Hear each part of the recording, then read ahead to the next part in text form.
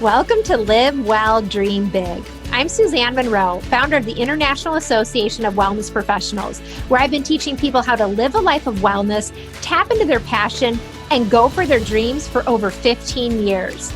I believe living well and dreaming big starts with ourselves. This podcast will show you how to create a healthy, holistic life, empower your mindset, follow your dreams, and make a big impact. Let's dive in right now. Hi, and welcome back to Live Well, Dream Big. Thank you so much for joining me for another episode. Today, we're having an important, critical conversation. Our topic, heal your wounds. And I'm really excited to be here today with a special guest, Dr. Arthur Ciaramicoli, who's on faculty here at the IAWP. He's taught many classes for our coaches in our community, and he's joining me today on the podcast because he has an important message to share, which he talks about in his latest book, America Reunited, which I just finished reading. And let's just say it's moving and it's powerful because he makes the case for how we can bridge our divide, how we can conquer and overcome this conflict that so many are experiencing right now, really across the globe. To be clear, you don't have to be in the US to take in the message about healing our wounds that he talks about in his book. And it doesn't matter who you voted for, what side of politics you're on, what you think about the pandemic or vaccines or anything else right now, right? Though all those things are causing anger and fear and blame to come up, and people are estranged from their family members and friends. And so many conflicts are actually happening on a personal level. And so if you're feeling that, or if you're noticing it with other people, then this episode is for you. I think it's going to be super helpful. I'm really excited. It's a powerful conversation. So make sure to listen in and be sure to subscribe to the show, share it with a friend. All right, let's get started. Welcome, everybody, to today's episode, Heal Your Wounds. I'm excited to be here today with Dr. Arthur Ciaramicoli. He is on faculty here at the IAWP. He's taught many classes to our coaches here over the years. And Dr. Ciaramicoli is a licensed clinical psychologist. He's been treating clients for more than 35 years. He's a member of the American Psychological Association and the Massachusetts Psychological Association. He's currently in private practice, and he's been on the faculty of Harvard Medical School for several years. He's appeared on CNN, Fox News, Good Morning America Weekend, many other television and radio shows. He's also the author of several books, including The Stress Solution, The Soulful Leader, Performance Addiction, The Power of Empathy, just to name a few. And today he's going to talk about how we can heal our wounds. And we're going to be walking through some of the highlights of his latest book, America Reunited, a relational solution to bridging the political, social, and personal chasm dividing our nation. It's going to be a powerful topic, I have a feeling. Thanks for joining me today, Dr. Ciaramicoli. Oh, you're welcome. Thank you for having me. I'm really glad you're back. And before we dive in, how are you doing? It's been a while since we've chatted. So much has happened in the world. It's just great to have you again here talking with our community. And I'm so excited you're on the podcast as well. Well, thank you very much. I appreciate it. I'm doing well. I'm concerned about what's happening in our country. Obviously, that's why I wrote this book. And the last two, actually, The Soulful Leader and The Triumph of Diversity, because I think leadership, diversity, and particularly the political war that we're seeing experienced every day among Americans is critically important to resolve. So I have my work cut out for me, and we all do, because I know that you're all devoted to wellness and health. And we are in an extremely stressful time. I mean, we have the highest rates of suicide in 30 years. And, little girls from 10 to 14, suicide rates are up 200%. And women from 35 to 45 up 45%. So it's a very trying time. And we know that one of my greatest concerns is that prejudice has reached an all-time high. Anti-Semitism, Islamophobia, racism, sexism, all-time high, higher than it's been in many, many years.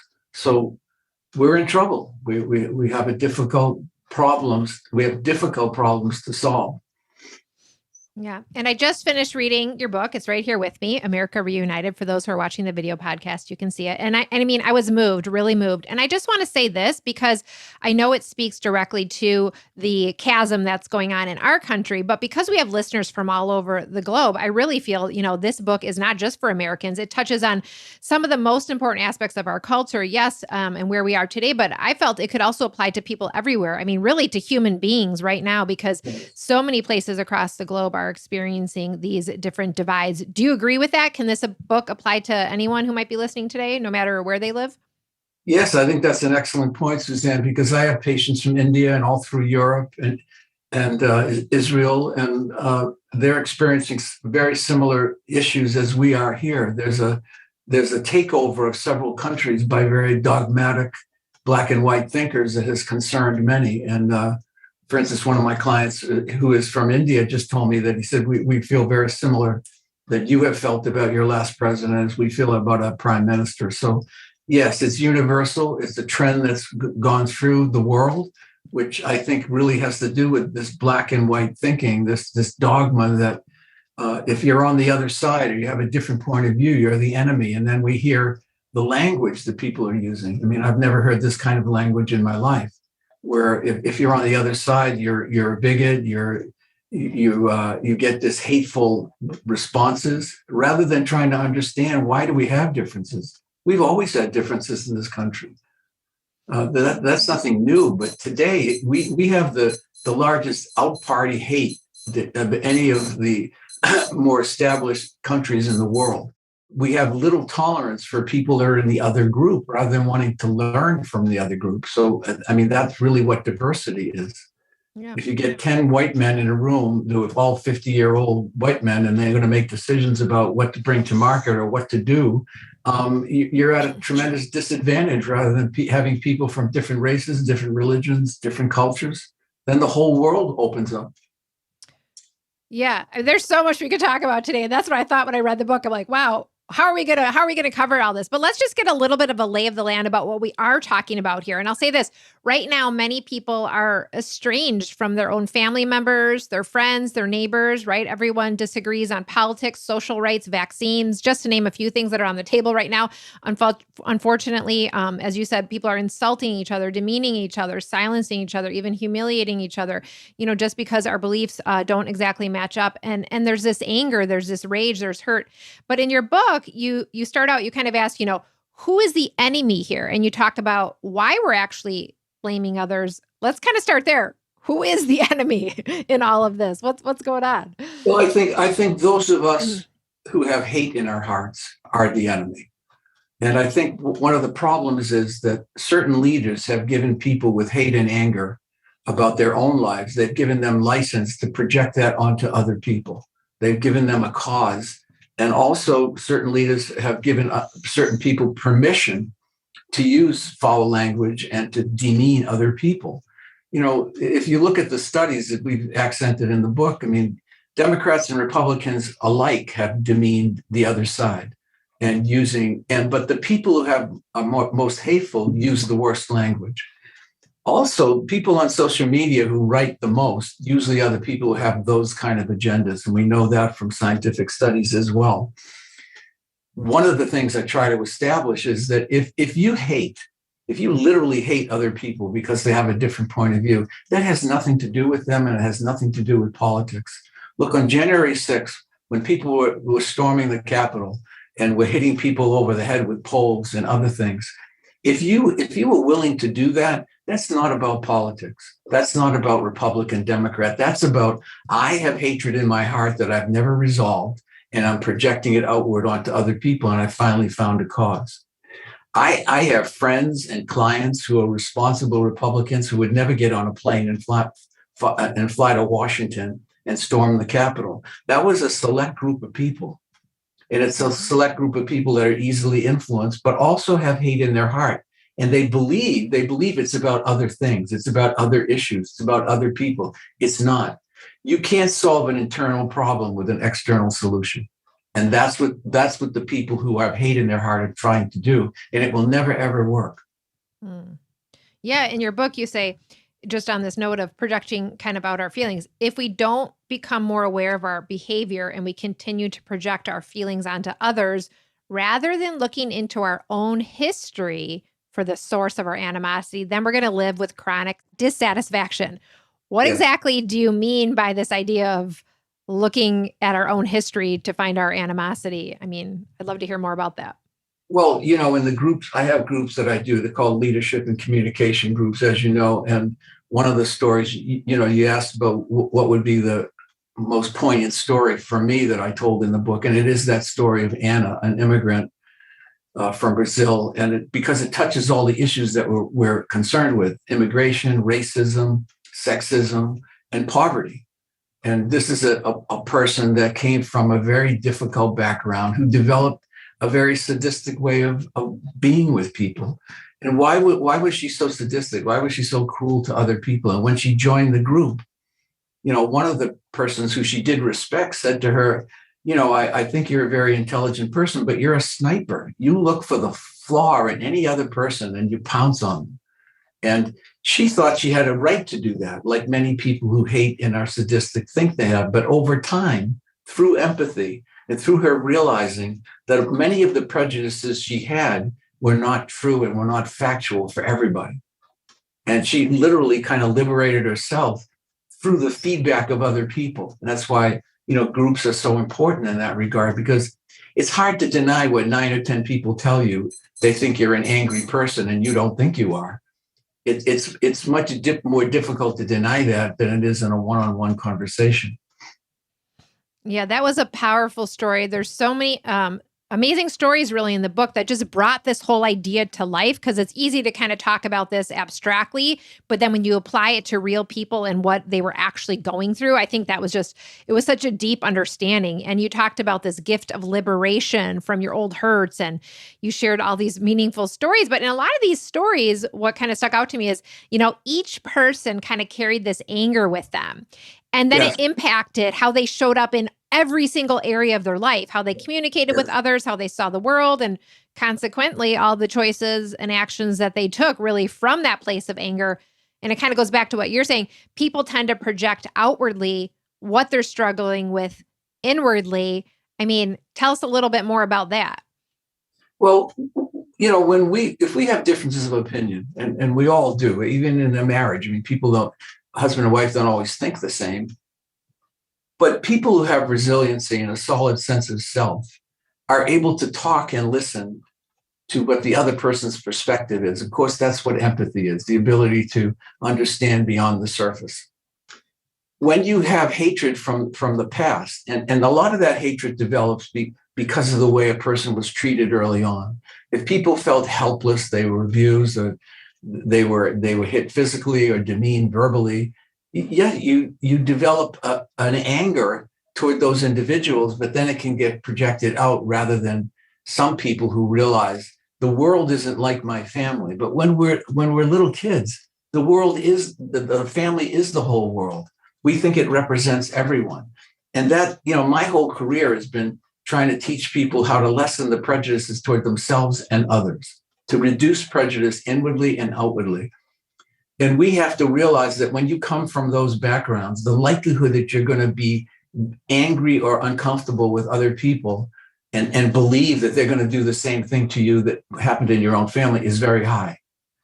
But like in the group with Anna, where she got feedback from, for instance, she thought white people were going to be very prejudiced because she was Black. It wasn't true.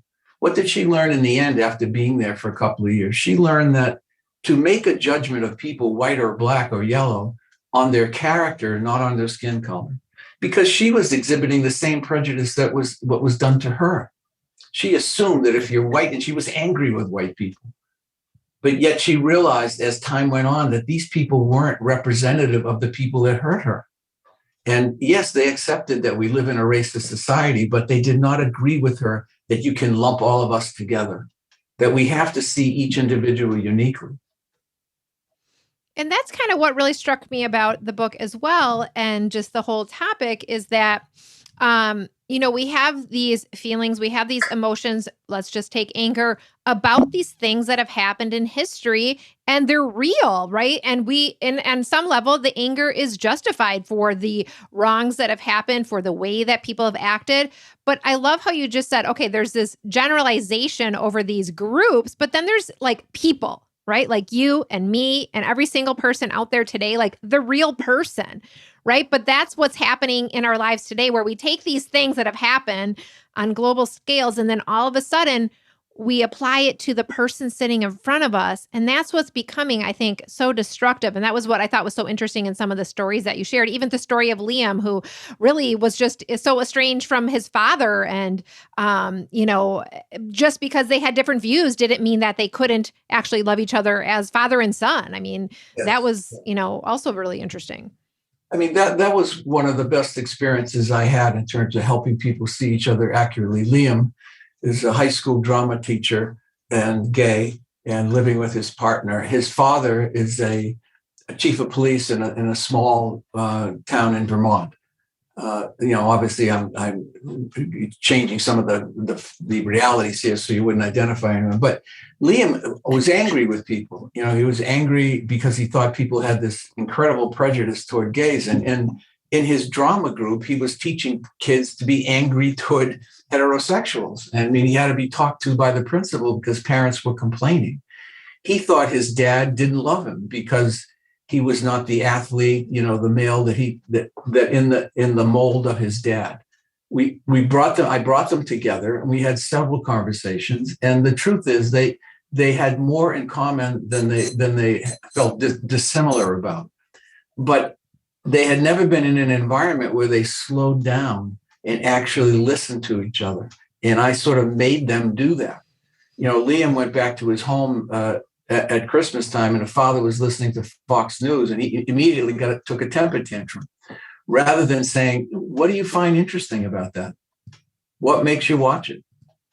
And when we slowed that all down, the father said, "I don't like Fox News, but I'm a conservative. I've been a Republican all my life. I'm very disturbed what's happening in our party, and I'm trying to understand why we've gone so far to the right. So I watched some of it. Yes, it's not the only thing I watched, Liam. I happen to have that on. But you see, that impulsive reaction always points to past unresolved conflicts. If he didn't have the conflict thinking his father didn't love him or accept him, he would have just asked, "How come you watch that? What do you see of value?" He would have asked in a neutral way. That's where empathy lies, neutrality. If you say, "What the hell are you watching that for?" I mean, yeah, we know what's going to happen with that tone. You're going to get into a defensive struggle. Yeah. And this is interesting, right? Because families now are all coming together for the holiday season. And it's just those kind of little moments, right? Where you say one thing, someone's doing something. And rather than, having that neutral conversation, things are flaring up.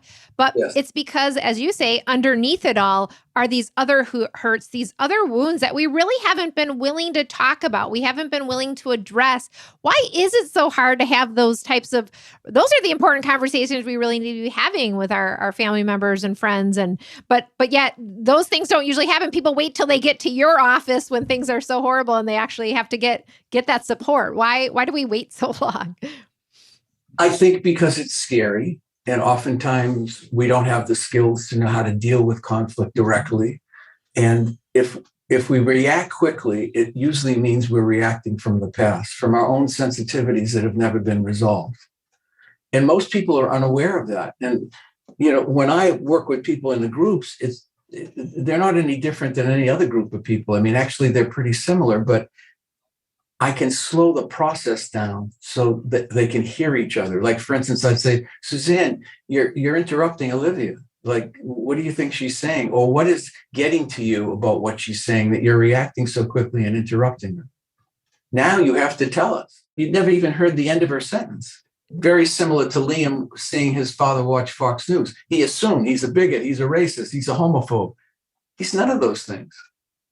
It doesn't mean because you watch one station that you're that way. But today, people are more identified with political party as a part of themselves than ever in our history. In the 60s, 3% of Democrats and 4% of Republicans objected to one of their adult children marrying somebody of the opposite party. Today, it's 85%. That's how identified we are with a political party. 85% of people, if a Democrat is marrying a Republican, they object to it. People used to object to people marrying each other for all other kinds of reasons, race, religion. Now it's political party. Because certain leaders have wanted it that way. They wanted to make war. Some people lead through aggression and fear. Other people lead through understanding and compromise.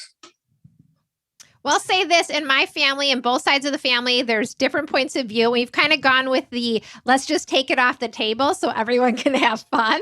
So that's probably maybe not the best approach. It's an approach that allows everyone to enjoy their time. But from what you're saying is, we're not really getting to the heart of the matter. And I think one of the things that really helped the people evolve, the stories that you told in the book, was the communication groups that you formed on empathy. Again, where people were coming together to really learn how to be empathic, have these connections, have these conversations, and you were there to really guide them. And you say that these empathic connections even formed a positive brain change. So Yes. tell us a little bit more about the communication groups and empathy and this brain change and how it all works. And maybe some of us can apply it to getting together with our families. Oh, you can definitely apply it to getting together with anybody, your work, with your clients, with your family, with your friends. Because, I wrote a book called The Power of Empathy in 2000. And I was sensing then that when people have an empathic interchange, something happens to their brains, but I couldn't prove it. Now we know through functional MRIs that when you give and receive empathy, you produce the miracle hormone oxytocin, which is what women produce when they're pregnant. It's called the connecting or love hormone. What does it do? When you produce oxytocin, it makes people feel relaxed, generous, compassionate, and trusting. Some people call it the connecting hormone. Other people call it the love hormone. If you get tense and defensive, what happens contrary to that is you produce cortisol, the stress hormone. What does that do? It takes your empathic range from out here to in here. It produces black and white repetitive thinking. So if I stress you or raise your blood pressure by getting angry, which a lot of these fights are like, you're limiting people's understanding neurologically. If you slow down and you listen carefully, whether you like it or not, and you convey to the other person, I may not agree with what you said, but I do understand what you said, and the other person feels understood.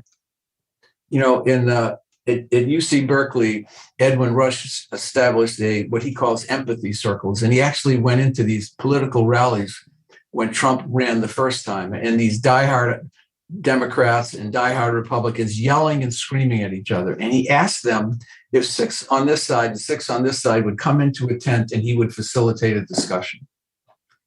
When they went into the tent, now these are two groups of people that are furious with each other. They're yelling at each other at this rally.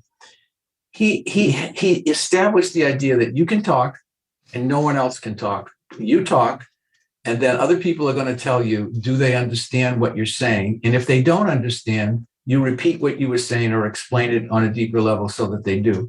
When they came out of those tents 2 hours later, some of those opposing people, and he has film of this, actually were hugging each other. They felt so relieved that the people they hated are not that different than them, but they would not have understood that by screaming at each other. Again, screaming at each other, cortisol goes up, range of understanding goes from here to here, and then you have that repetitive black and white thinking. He slowed it down. He allowed them to see the similarities, and they were far more similar than they thought. And Republicans and Democrats, highlight in this in the book as well, they're far closer in ideas than they realize. But because they're getting most of their information from social media, and interesting studies that the people who pay most attention to social media and watch the most news at night had the most prejudiced views. The people that were kind of disengaged from social media and the news at night, they kept up with things to a degree. They watch it, 20 minutes in the morning while they're getting dressed and maybe 15 to 20 minutes on the way home, and that's it. When they were giving samples of things to comprehend and understand, they were the most accurate. The people who were on the far left and the far right had the most dysfunctional perceptions because they weren't inculcated with all that information, that most of it was inaccurate. I mean, I have heard people say the most outlandish things in the last 4 or 5 years just from watching social media, certain newscasters, and Twitter accounts. I think what's interesting about your book is that you're not making actually a political stance in your book. That's not the case, but it might be what people are taking in, right? They might not like the feedback or the perspective. And yet what I really gained from your book is that it's not so much about what your perspective or opinion is, you can have it, but it's an opportunity to look at yourself when that perspective is causing you to show up in the world carrying anger, carrying blame, carrying these things so much so that it's impacting your everyday life and your relationships. And I think, that really brings me to the question, all right, so if either you're one of those people that you're feeling like, hey, I can feel this anger kind of running through my body on a daily basis, or I see it in another person, a family member or a friend, where do we start? Where do we start if we're like, yeah, I've got my opinions, whether the same or different as another person, but I'm waking up every day, and I know people like this. They wake up every day. That's all they're thinking about right now, right? I'm sure you guys all out there who are listening are like, yep, either, maybe it's you. Maybe you're like, yep, every day this is what I think about. Or I notice other people doing it. Where do we start if we're noticing that in ourselves or in others? How do we, yes, there's that slowing down, but is this really just for people who are like, hey, I'm not feeling that way? Or is there an opportunity for people who are recognizing this in themselves? Like, what's that step they should take? I think it's critically important to always realize that anger, for the most part, is a secondary emotion. It covers over something else. Most of the time, it covers over hurt, disappointment, and feeling not cared for or listened to. So a lot of times when people get that angry, I'll say, what's hurting you? They'll say, what? I said, what's hurting you? Well, I think you're not listening to me. I said, well, I haven't even spoken. So how do you know I'm not listening to you? When you focus on the underlying emotion, that automatically slows things down. When you talk to an angry person about what's hurting you, well, what are you so disappointed in? Is there some perception you have of me that you think I'm not attending to you, caring about you? You're going underneath the anger rather than when you match aggression matches aggression, you go nowhere. You go nowhere. You release a lot of stress hormones and people generalize and say all kinds of things that really don't make sense. But trying to get to the underlying emotion as a parent to a child, when the kid comes home and says, well, Mrs. Jones yelled at me in school. And I say, oh, okay. So Mrs. Jones yelled at you. What was happening in the class that Mrs. Jones yelled at you? Well, I just got up and was playing with Rita, and she told me to sit down. I said, well, she told you to sit down, like sit down? Or she said, and I'll yell. And well, not like that. You slow down the whole process. And now you know that the child kind of acted out. And Mrs. Jones just said, sit down in an emphatic voice and was not yelling. So you're taking the generalization out of it. That's like adults assuming, the most important thing is we have to know where our prejudices are. Everybody grew up with them, whether it's toward ourselves or others. We have to know what they are. That's why you take in feedback from other people. Where are your prejudices? Do you have the bravery and courage to even talk about it, to explore, to find out, so that you see the world and yourself clearly? Then you can really help people. Because what if you're prejudiced to Hispanics or Blacks or a gay person, and they come in and they want your help as a wellness practitioner, but you don't particularly like that group, or you feel uncomfortable with that group, or you've never had any experience with that group. There was a trailer that was put out with the last book, the diversity book, and in the trailer there's a young girl with a hijab on, and one of my patients says to me, who is again a lovely person, who didn't really realize her prejudice. She said, why do you have a terrorist in that trailer? I love the book, but why do you have a terrorist? I didn't know what the hell she was talking about. I said, a terrorist? Oh, that girl with the thing on her head. I said, that young girl? How do you know she's a terrorist? And we had an hour-long conversation. But you see, there's an intelligent person who grew up with that in her mind.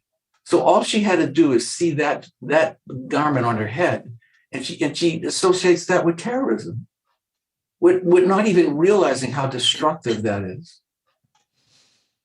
I love what you said. There's something underneath the anger. First of all, you said we have to have the courage to be willing to look at ourselves. If everybody started there, I mean, how powerful would that be, right? And then you said there's something underneath anger, these other emotions. And you approached that person, you said, are you hurting? And they were like, wait, what?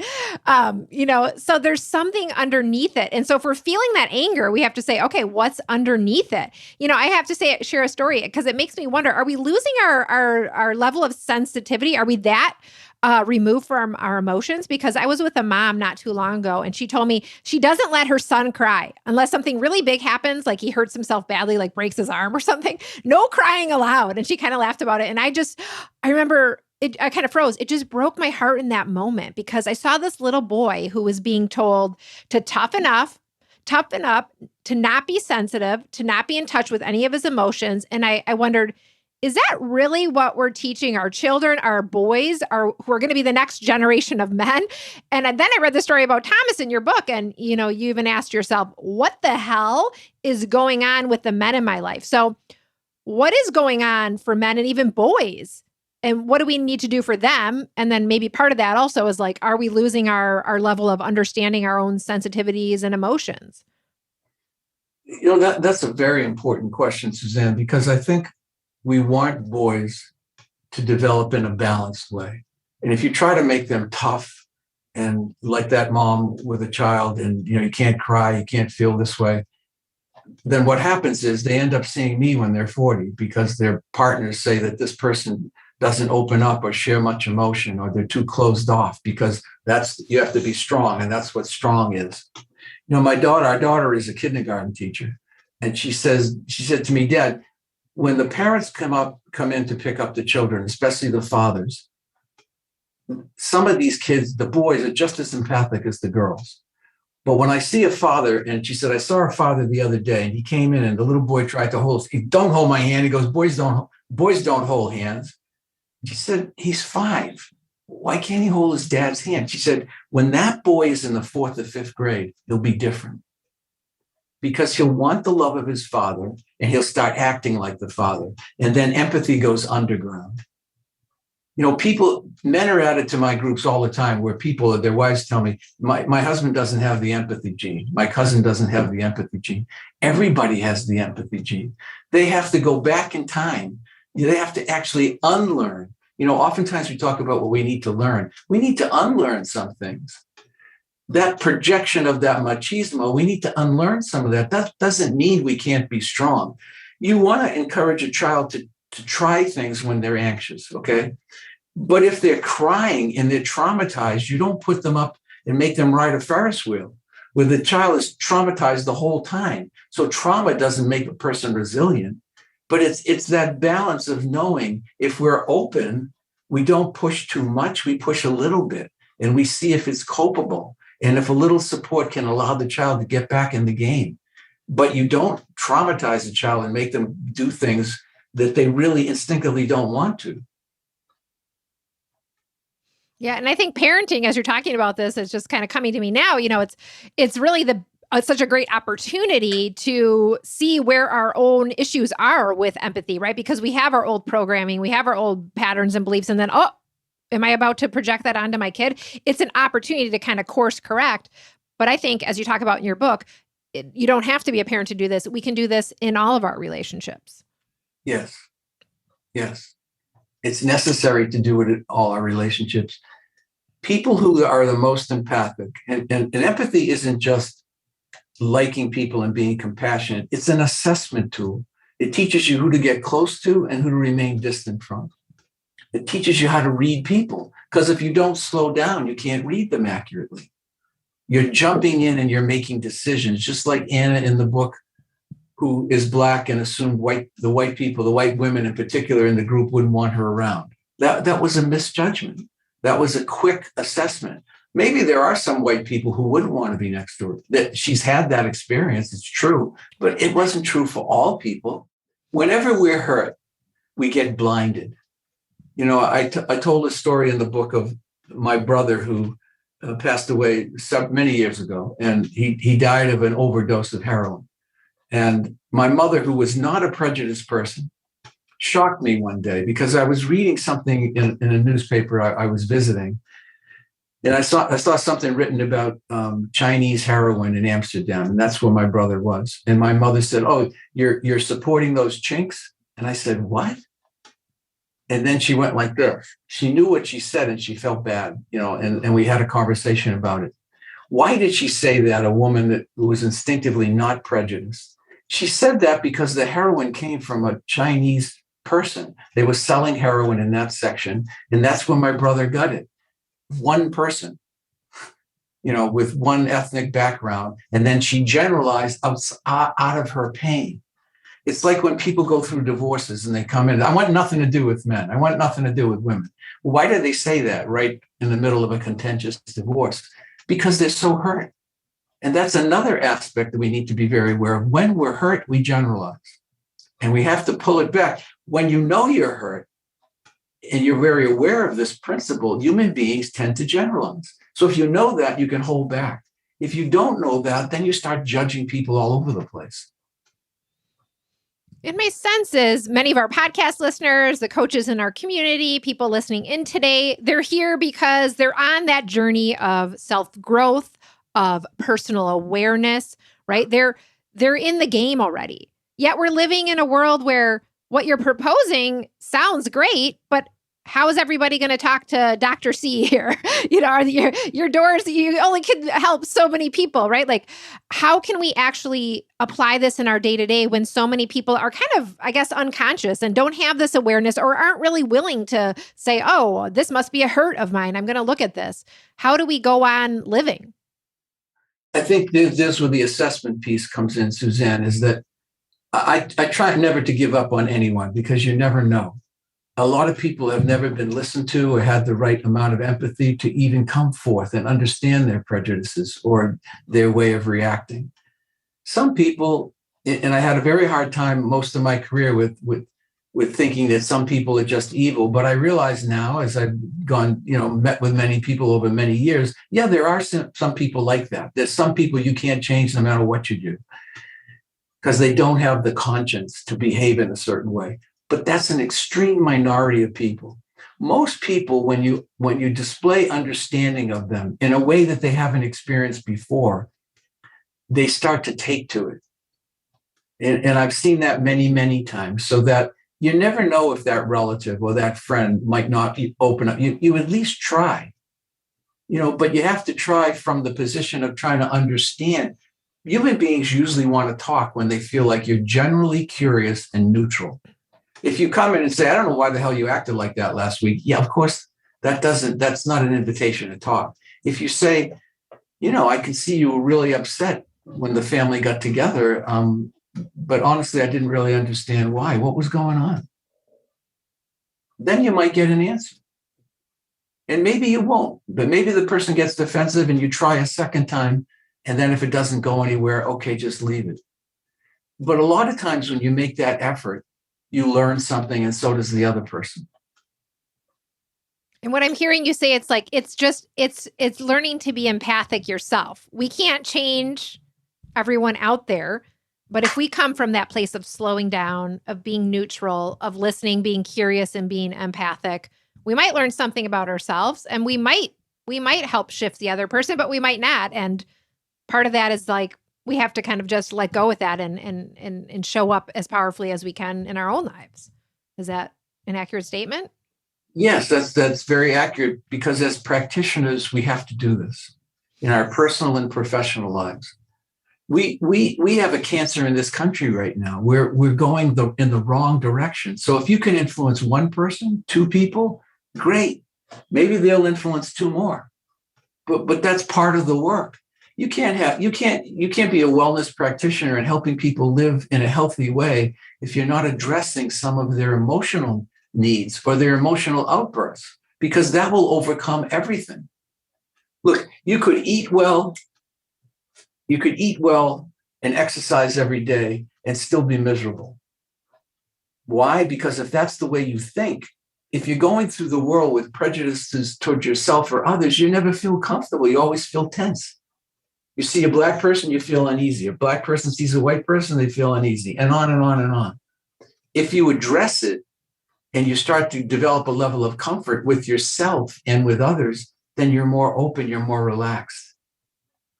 But it doesn't come about just because of the basics like nutrition, exercise. Of course, that's all critically important. But the emotional piece has to be addressed too, or you miss the boat. Right. We could be doing everything life, like right with our health. We could be eating well, taking care of ourselves. But if we're not looking at this emotional component, which is impacting our health at the greatest level, it's kind of hidden beneath the surface, right? But it's there, it's impacting every day. And, in your book, you say a mental health professional, clergy, a friend, and I'll even add to that a wellness coach you trust that can help you to understand and deal with what has been hidden from your awareness, really, and give you that insight to really heal some of those wounds and just even start having these conversations. But if people are listening today, how do they know if they need help in healing their wounds, and who can help them start that process? I don't think you can know if you're wounded, because we're all too subjective, unless you can accept feedback from other people. Do you have honest friendships where you can tell each other the truth, not just what other people want to hear?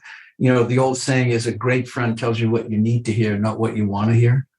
So do you have relationships like that? Do the people you live with, have you cultivated relationships with them like that? So sometimes you have to hear the hard things. And the more you hear them, the more you understand.